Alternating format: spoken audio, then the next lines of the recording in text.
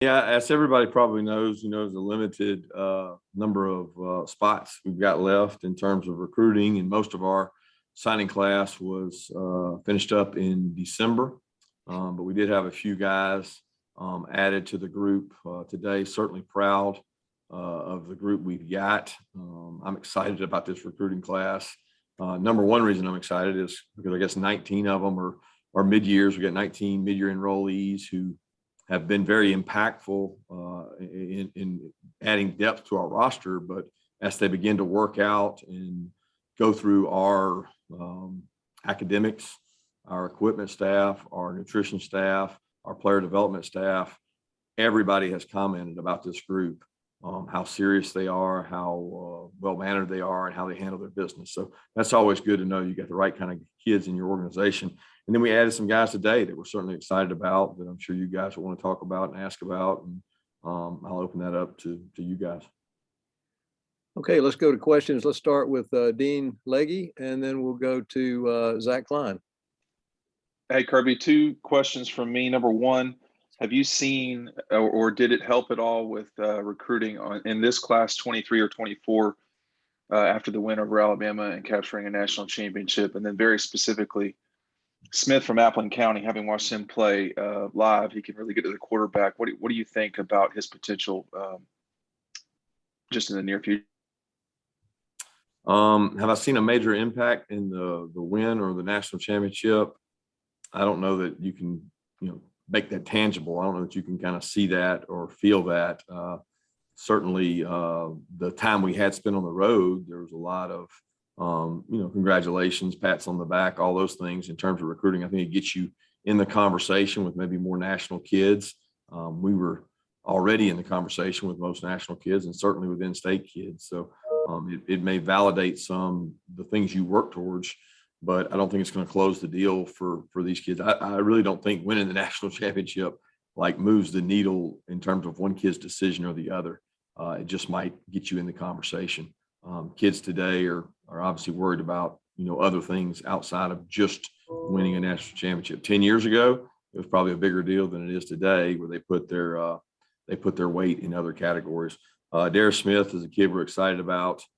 We've loved. He's got a great work ethic. He's from, rural town down there, and he does a wonderful job every time he's been up here of competing, working out.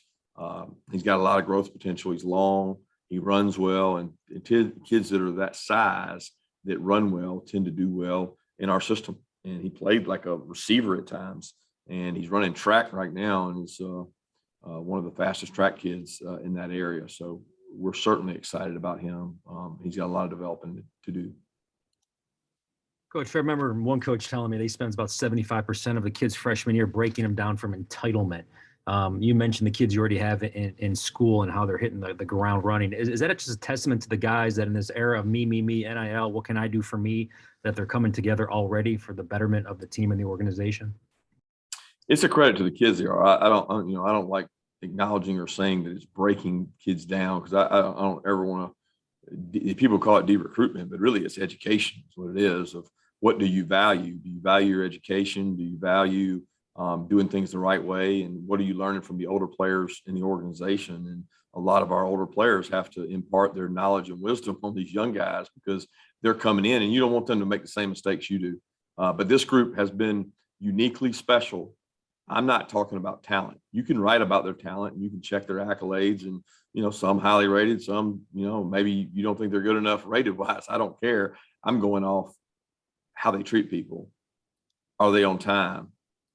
Do they have the self-discipline to do what they're supposed to do and go run early because they're a little heavy?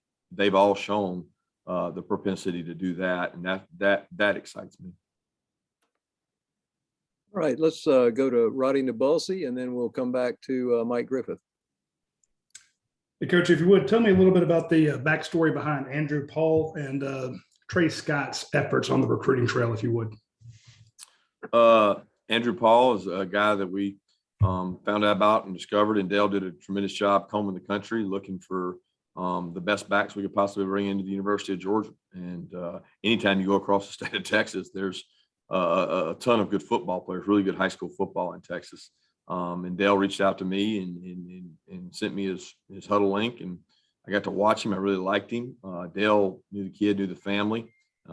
He's 210-pound back. He's got a great demeanor about him. He loves working out in the weight room, and just tremendous background checks where he's played, and the people he's played for have a lot amount of respect for him. And then getting to spend time around him on the actual visit validated that. It comes from a military background family, which fits a criteria for us in terms of discipline and being made of the right things. So once we checked out all that, it became, is he good enough?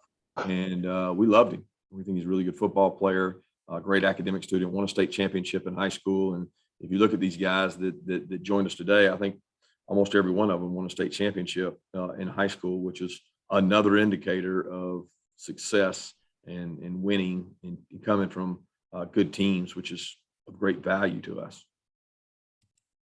Hey, Kirby, detouring down here to Mobile, and speaking of championships and success and winning, wasn't too long ago we were talking about number of Georgia players who could be drafted. You could have a record class of 15 guys potentially drafted this year, a lot of them down here in Mobile.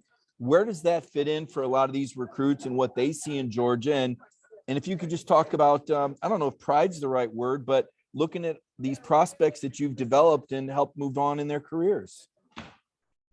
I think you're alluding to the fact that you said that in a press conference once, and I got on you, and I would still remind you that 15 is unrealistic. Okay. If it happens, then you can call me a liar.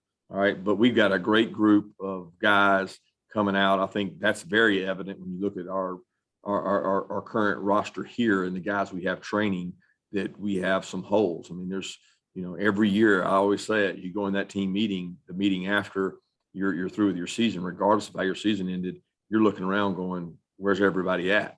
Uniquely this case, there's 19 guys in the back of the room that are filling a lot of big holes in the front of the room. And that doesn't happen overnight, but I'm proud of those kids that are down there. I have to be honest with you, I've been so swamped with things going on, I haven't got to watch a lot, but I always like to check in on our guys at the Senior Bowl. I like to go to the Senior Bowl. I haven't gotten that opportunity with the calendar changes and some of the things we've been through, but I get reached out to from GMs and coaches working it that they've been really impressed with our guys' practice habits, demeanor, the way they carry themselves. Those are all things we try to teach here at Georgia, and our guys buy into that. So I'm excited to see where they go, and I'm excited to see them work out here at our facility when they get the opportunity. All right, next two questions. Let's go to Chip Towers and then Seth Emerson. So Jay, you alluded to this a little bit, that you've kind of been on the run. Seems like really ever since you got back from Indianapolis, just the way the calendar works and everything else. I just wonder, going into today, this period being what it is, this signing period being what it is compared to the other one, how much mystery were you guys coming into this day with? And are you done? Is there anything else that can happen today or in the subsequent days? Yeah, there wasn't much mystery. Today was the most different signing day I had. I mean, we've had things going on like here in-house that we were working on, our team, quality control, different positions we have to fill in terms of GAs, different opportunities. So we've been interviewing, dealing with different roles on our staff that we're trying to fill. So I haven't even stopped for signing day, where most of the time, that was all you did today. You dedicated today to that. That certainly is a December movement in the world we live in. So there wasn't a lot going on. And I can't think of anything, moving forward in terms of signees out of high school that would still be out there. I'm missing something. Kirby, I know that with NIL, that's not something y'all can arrange. And so I don't know what you're limited, you can say and whatever, but how tangible a factor do you think that is now in recruiting? Yeah. Tangible being rated on a scale of 1 to 10, or like Sure. It's extremely tangible.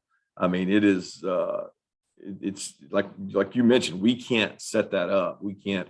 The sell for what, or at least what I'm finding in recruiting, is it used to be you sold championships, you sold maybe facilities development. Certainly was a primary sell Now development has taken a step back, which it shouldn't.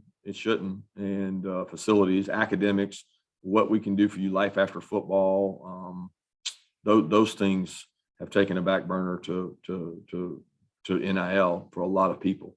And once you explain to kids that we can't set that up, we can't promise that, but what people are doing is they're validating their NIL by showing what their current roster makes and showing what their current players are able to do. And the more marketable their players, the more the dollar signs fall in these young kids and parents' minds.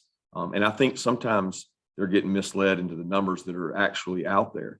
And it becomes propaganda, which recruiting is always propaganda, right? It's how you use it. But the sell, when you're selling the development of a young man from Jordan Davis and you're selling look what he became, that's much more enjoyable to sell that story than to sell what he made in NIL, because you number one, you can't guarantee that. Number two, to each kid, it may apply differently. Some guys are at developmental positions and they're gonna have to work really hard. But I'm not of the opinion kids should be making decisions based on that. And you're probably recruiting the wrong guy if that's all they're making their decision based on. So I think a lot of colleges are having to look inside out at who they recruit and why they recruit them, because 10% of these kids we're all going to recruit. They're the best of the best. It's the next group that you better be careful who you're recruiting, because they're going to make up a majority of your roster. All right, next question. We'll see if Kip Adams has a question, then we'll come to Mark Weiser.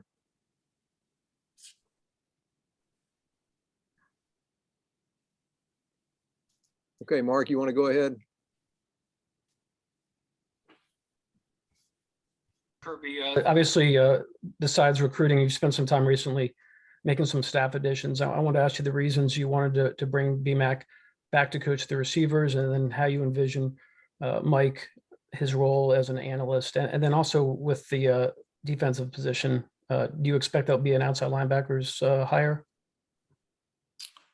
We'll make that decision as we go forward. But in regards to BMAC, I have tremendous amount of respect for Brian and the job he's done. I've always respected him on the road recruiting. Had a lot of years at Alabama that I recruited against him in the state of Georgia.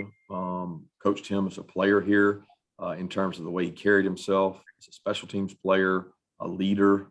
Got a lot of respect for him. He's worked for people on our staff, worked with people on our staff, and I'm big on fit. And does someone fit the culture we're trying to create? We don't look at a lot of things that people in the outside world look at. I look at, can they make our staff better? Can they make our players better? Do they fit our culture? And he checked the box on the most of those and was the best fit and wants to be here. That's important to me and what we create at Georgia. And in terms of Mike, there's a lot of value in the experiences he's had. He's been a head coach. He's been an offensive coordinator in our conference. He knows our conference, the 5-hour radius we recruit in. He's extremely versed in that. He has a ton of relationships that create value. And as far as role, that'll play out as we go along. Thank you. All right, next question from Jed May, and then to Palmer Thomas. Hey, Kirby, just two questions. One, just what does EJ Leitzy bring to this class, that inside linebacker? And two, speaking of Kristen Miller, he said, consistency played a big part in his recruitment. How important was that for him, and just, continuing to recruit him as his recruitment went up and down? And how important is that, with kids nowadays with all the different things going on in recruiting? That's probably the number one determining factor on a high character, high quality kid. He comes from a tremendous family. And consistency, when I've lost kids that I feel like we should have gotten, probably the number one factor was, did we recruit them with the correct consistency? And when a kid honestly tells you he's going to another place because they recruited him more consistently, it makes it even more evident that you've got to be consistent. And I'll say this, we and Trey Scott and staff were extremely consistent with Christian Miller, and it paid off because the message didn't change.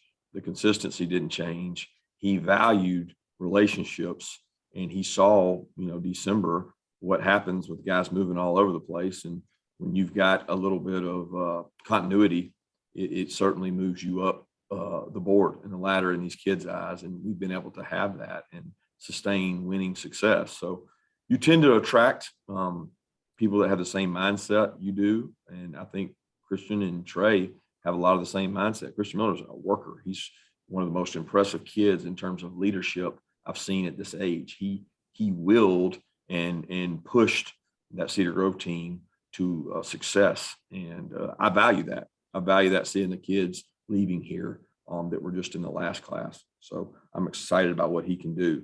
Going back to EJ, he was a kid we had in camp. He's a kid we never stopped recruiting. We felt very strongly about. He ran really well in our camp. And, we put a lot of value on camp evaluations, because it's the only thing we see with our eyes. Once the character checks out, academics check out, play tape checks out, everything goes to the camp. And this guy did a great job at our camp and is not afraid of work. And in the day and age of speed, space play, covering people, he's a tremendous athlete. Kirby, last signing day, you talked about how wide receiver was a big need. And obviously that need has grown through the draft and the portal. What is it that you all saw in Dylan Bell, and what does he bring to the table? Dylan's another one that came and worked out. He came through and we had him in camp, and he was actually here the same day Cole was. And he stood out. I mean, he's big. He's built like a running back. He played a lot of running back. He's got power. He's got good hands. He's got tremendous work ethic. He goes to an extremely academic high school, which checks a box for us in terms of being able to handle the academics here at the University of Georgia. So when we saw him work out, that gave us validation that what we saw on tape was accurate. He's a tremendous young man. So when you start looking for size, speed on the perimeter, he has really good size. He has good speed. So that was something that fired us up. All right, we got time for a couple more. Let's take Stuart Steele, and then we'll go to Connor Riley. Hey, Kirby. I just wanted to go back to your D-line class. How much does it help? You kind of touched on this earlier, but having guys like Jordan Davis and Devontae Wyatt and even Jalen Carter, who's still with the team, that you can point to as kind of like what these players can become in your program? It helps. I mean, it's going to help more if those guys are successful in the NFL or get drafted high, because I think that'll give validation to Trey Scott's development, that he took some guys that might not have been the highest rated coming out, but yet they may be the highest rated coming out of college as opposed to high school. And he's a tremendous teacher. I mean, Trey he's a technician. He sells himself on not a lot of flash, but on work and developing young men into good defensive linemen and better people. And he's got a little bit of proof now to validate that with, Travon Walker, Devontae Wyatt, and Jordan Davis all coming out of that room. Those are our three guys that are going to be really good NFL football players. Hey, Kirby, you sort of touched on this a little bit earlier, but with all the changes that we've seen in college football, transfer portal, name, image, and likeness, how has you guys as a staff and program changed what you are looking for specifically in guys who sort of fit the culture that you want to establish at Georgia?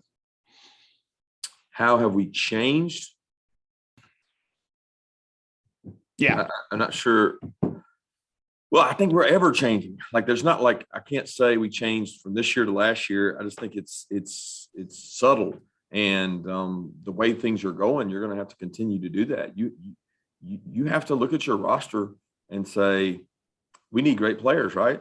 But we need enough core players that believe in the values of the organization to outweigh any blinking lights.